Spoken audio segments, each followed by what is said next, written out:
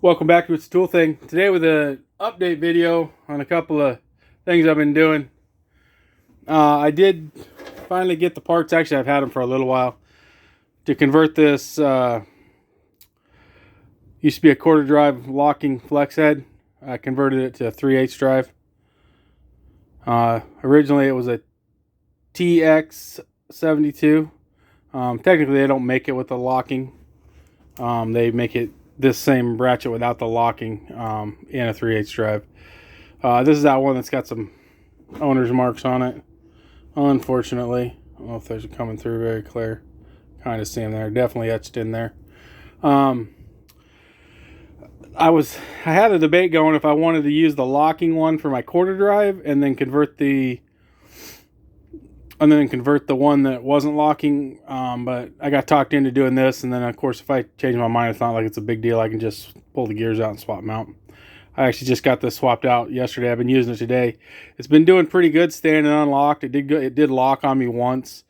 That's my big concern, and the snap-on locking feature. I mean, it works okay, but they tend not to want to stay locked. So there didn't take much to, like, they need to put a slightly bigger detent so that it'll stay over there. Thought about taking one of these apart and maybe just dremeling out just a little bit more for that catch. Maybe one of these days I'll give it a shot. But, I mean, some people complain about the button, and I can see where at some point that might be in the way. I mean, you definitely can bump it and lock it. But for me, that generally hasn't been a problem. What's been a problem is it won't stay unlocked when you want it to stay unlocked. Well, quick update, and that looks like my camera's kind of freaking out with the sun here. We got some snow this morning, so it's cold and not very hospitable out here, unfortunately. So that's a quick update on that. And then this radio here, I still have not played with the Milwaukee adapter. I do have some pieces to try to make that work, and I'm going to go ahead and try to do it. But what I have done is I've made up a short whipcord here for mounting it on my toolbox off of an old, it's got one of those 90-degree plugs on it. So a low profile, an old surge protector. And this has been working fine. But I have been, and of course I got the battery installed. I haven't checked it's like it's still completely full. I've only been using it for a few days now. And I'm still using one of my old phones to run this thing, which is what I was using with the Milwaukee one. And I have ran into a problem.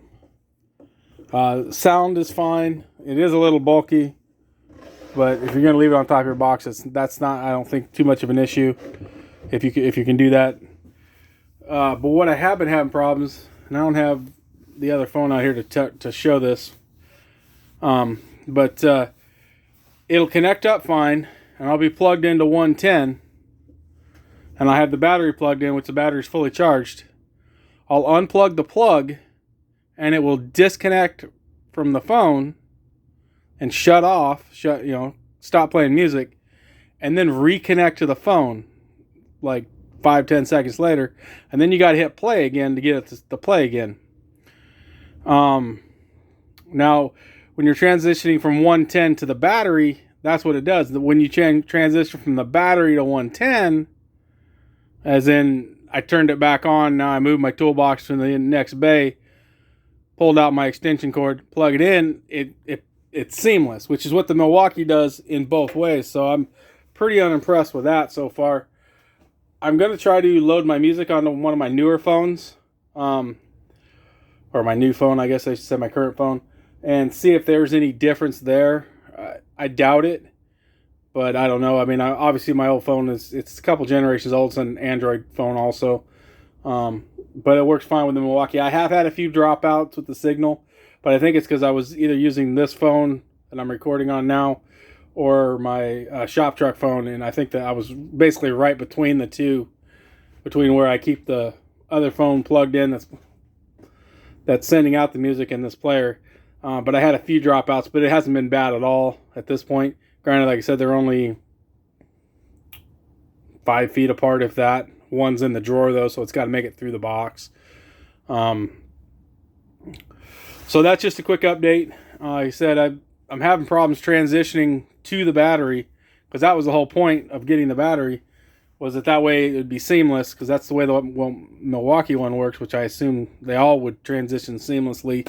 Apparently not. That Milwaukee one, I know I bought it used for like $80 or something around that neighborhood. I don't know what they go for new, but this thing goes for nearly, it's like $192 or something. It's almost $200, and it can't transition smoothly. Seems ridiculous. The sound is good. I mean, I wouldn't say it's anything. I'm not an audiophile or anything, but it's perfectly fine, adequate. But I've heard plenty of Bluetooth speakers that are completely adequate. I also have not tried, and if that doesn't work when I load up my new phone, I'm going to try using the auxiliary jack, which I'm assuming would resolve that issue. I'm not positive, but I'm assuming it would resolve that issue. But then the problem would be I'd have to get the phone out, and then probably I could plug it into this, and then plug the phone in, and then plug it in there, and you got 6 cords. And I mean, the whole point of Bluetooth is it's convenient. But the other thing I did notice too is how I was stating before on the volume switch. When I tested this out with my current phone, just using YouTube, just to make sure the radio worked before I purchased it, I noticed when I operated the volume here that I could see the volume display turn on the phone, and it would actually adjust the volume on the phone too, which I thought was interesting because I've never seen that before. Granted, I've not used this phone for hooking up to stuff, and I'm sure it's got a newer Bluetooth level than the phone that I use currently. But when I tried it with that phone, it doesn't do that. You have to set the volume to max on the phone that's playing the music and then adjust it from here. Also, another thing I've noticed is when you turn it back on, it doesn't seem like it's quite the same level. It's not far off, so I'm not sure if maybe I'm just, because maybe it's quiet in the morning when I turn it on or something. I'm not 100% sure on that yet. But I know the Milwaukee one was pretty good about that. It seemed like it was at the same level that you left it at the last time you cycled it off. And I'm not 100% sure on that, but I'm going to check into it and we'll follow up again. I just wanted to give you a quick update of where I'm at. I do have another video planned. I've been trying to get to it here for a couple days. I've made some updates to my carry tote, the one in the shop truck. So I was going to kind of go do a review over that and give you kind of an update of the modifications I made. Thank you for watching. Please like and subscribe. And as always, have a great day.